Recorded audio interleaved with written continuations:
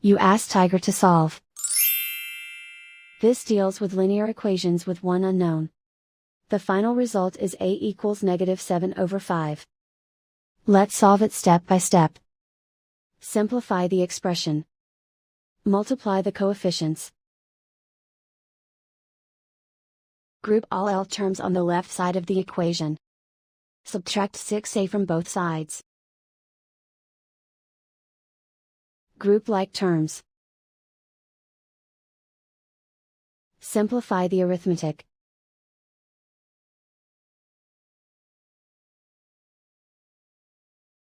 Group all constants on the right side of the equation. Add 7 to both sides. Simplify the arithmetic.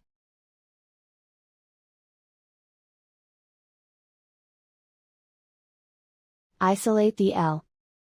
Divide both sides by -5. Cancel out the negatives. Simplify the fraction.